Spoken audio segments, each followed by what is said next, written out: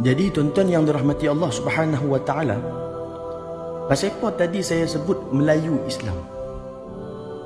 Kita nak cerita sikit, nak sentuh berkenaan dengan Melayu Islam ataupun Islam Melayu ni. Pertama sekali kita kena tahu asal usul kenaan dengan bangsa Melayu. Saya nak cerita dengan tuan-tuan yang dirahmati Allah Subhanahu wa taala. Bangsa Melayu ni satu bangsa yang cukup terkenal. Dulu ni disebut satu tamadun yang sangat agung. Bangsa yang mana dah ada sangat-sangat lama, berkurun lama. Satu bangsa yang juga dikenali dengan penuh adat dan kesopanan. Bukan itu saja, bahkan satu bangsa yang sangat tinggi budi pekerti, yang sangat kuat mempertahankan agama, bangsa dan negara. Bahkan inilah satu-satunya bangsa yang mana mempunyai hanya satu agama, iaitu kalau kita sebut Melayu, mesti Islam.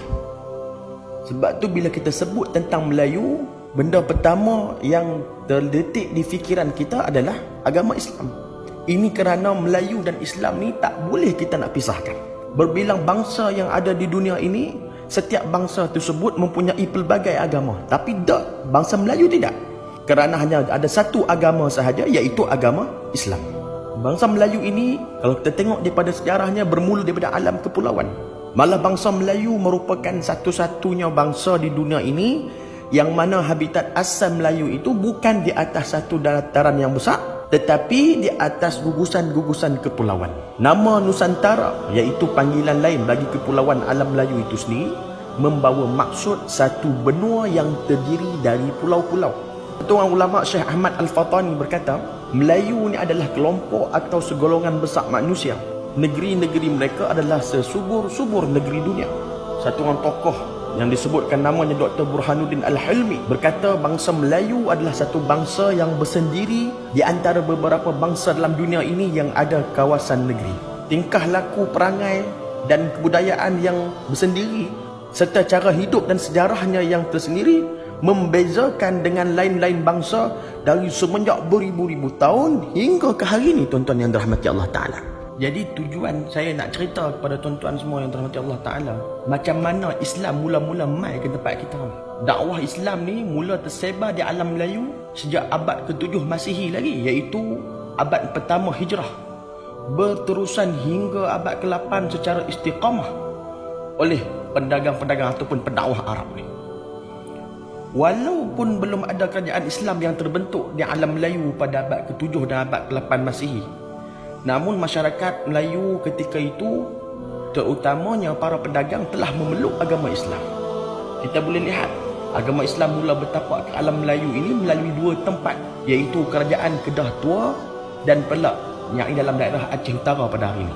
Melalui dua tempat inilah agama Islam terus berkembang dengan pesat di alam Melayu. Sebuah rombongan Islam telah mendarat di Perak sekitar tahun 820 Masihi. Salah seorang daripada rombongan tersebut yang bernama Said Ali bin Muhammad bin Ja'far Sadiq, yang merupakan Ahlul Bait, yakni keturunan Rasulullah SAW, yang berkahwin dengan puteri Perak yang bernama Puteri Makhdum Tanshuri. Maka dari pernikahan ini lahirlah zuriat daripada mereka ini yang bernama Said Abdul Aziz. Maka di situ terbentuklah kerajaan Islam yang pertama di alam Melayu, iaitu kerajaan Islam Perak sekitar tahun 840 Masihi, yang dipimpin oleh Sultan Ali bin Said Maulana Abdul Aziz, iaitu anak kepada Said Ali bin Muhammad bin Ja'far As-Sadiq dan Puteri Makhdum Tanshuri. Kerajaan Kedah Tua ni pula dikatakan Islam telah mula bertapak selewat-lewatnya pada abad ke-9 Masihi melalui pedagang-pedagang Arab. Salah satu tokoh dia yang bernama Syekh Abdullah Al-Qumairi Al-Yamani merupakan salah seorang pendakwah yang pertama yang menyebarkan agama Islam pada kerajaan Kedah Tua. Hal ini dibuktikan dapat dikuatkan lagi apabila ahli arkeologi menemui batu cop nama yang tertulis perkataan Ibnu Sirdan, yang mana merupakan kepunyaan anak murid kepada Syekh Abdullah Qumairi. Hubungan kerajaan Kedah Tua dan dunia Arab ni dapat dibuktikan, tuan-tuan, dengan mana dijumpai mata wang shilling zaman Khalifah Al-Mutawallil yang bertarikh tahun 848 Masihi yang ditemui di Lebah Bujang. Bukan itu sahaja, bahkan kerajaan Islam Kedah Tua juga pernah membantu Sultan Salahuddin Al-Ayubi bagi menawan kota Baitul Maqdis dalam misi perang salib. Kerajaan Islam Kedah Tua juga yang juga dikatakan turut menghantar bahan-bahan rempah kepada Sultan Salahuddin, kerana waktu itu bahan rempah sangat-sangat penting untuk mengawet bekalan makanan ketika mana peperangan. Kalau kita lihat pula, kerajaan Islam yang ada di Melaka pernah menghantar surat amaran kepada kerajaan Perancis, surat ancaman tuan-tuan. Kerana waktu itu dikatakan kerajaan Perancis hendak menyerang kota Makkah.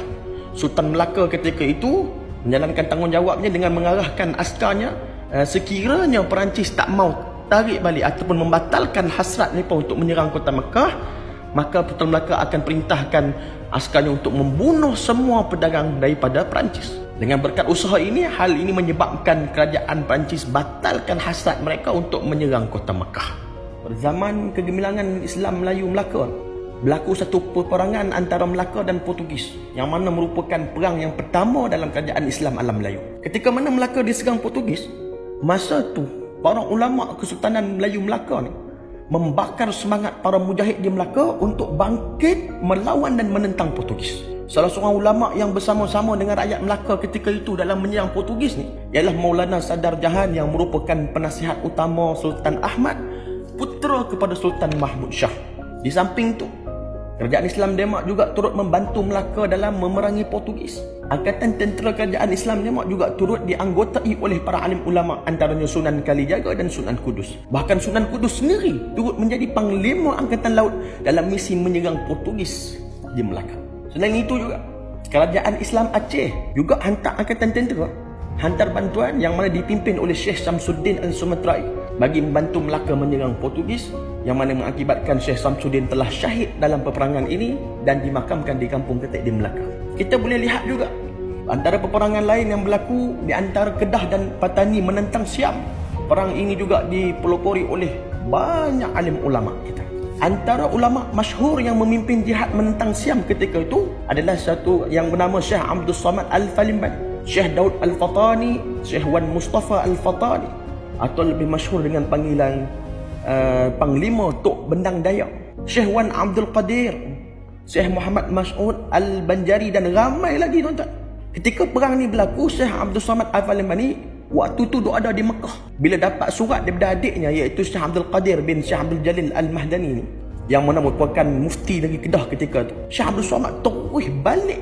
Sebab apa? Sebab nak bersama-sama berjihad menentang Siam ketika itu. Pada perang yang pertama, Kedah dan Patani telah memperoleh kemenangan. Bahkan Syekh Abdul Samad seterusnya berjuang lagi di Patani dan akhirnya syahid, terkorban di medan perang. Seorang lagi ulama yang turut syahid ialah Syekh Mas'ud Al-Banjari. Beliau juga syahid di medan perang di Kedah. Bahkan di Kelantan juga tuan-tuan yang dirahmati Allah Subhanahu Wa Taala, gerakan menentang penjajah Inggeris juga diketuai oleh seorang ulama yang bernama Tuan Haji Mat Hasan bin Panglima Munas, ataupun kita hari ini lebih kenal dengan gelaran Tok Janggut. Tok Janggut ni dipimpin pasukan jihad dekat Pasir Putih ni, dan sampai dia berjaya menawan pejabat pentadbiran British dekat Pasir Putih. Pada tahun 1915, Tok Janggut bersama dengan angkatan tenteranya diserang oleh pihak British dekat kampung Dalam Pupuh, dan akhirnya Tok Janggut pun syahid di medan peperangan tersebut. Kalau kita tengok pula di Terengganu, satu orang ulama yang sangat berpengaruh iaitu Tuan Guru Haji Abdul Rahman Limbong juga mengetuai gerakan dan pasukan menentang penjajahan Inggeris di Terengganu pada tahun 1928. Pasukan Tuan Guru Haji Abdul Rahman Limbong berjaya menawan bangunan kerajaan di Kuala Berang. Namun tuan-tuan, pasukan polis Inggeris telah melakukan serangan yang mana menyebabkan 11 orang syahid dan angkatan tentera yang lain telah ditangkap dan dipenjara seumur hidup. Dan juga Tuan Guru Haji Rahman Limbong tadi telah dibuang daerah. Lalu beliau berhijrah ke kota Makkah dan menghembuskan nafasnya yang terakhir di sana.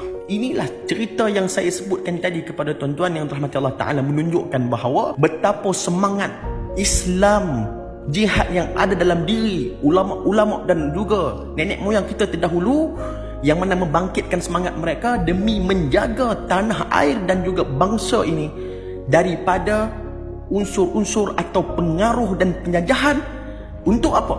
Untuk memberikan keselesaan kepada kita hari ini. Ini semua adalah perjuangan kerana Allah Subhanahu Wa Taala demi menjaga agama, bangsa dan negara. Inilah perjuangan orang dulu-dulu, yang mana barisan para alim ulama dan juga orang awam semuanya turut bersama-sama berganding bahu, bekerjasama dalam nak mempertahankan tanah air dan juga mempertahankan bangsa kita, yang mana tidak mahu kita terus ditindas dan dipijak serta dihina. Sebab tu saya sebut tadi, yang mana saya sebut Melayu ini adalah satu bangsa yang tidak lari daripada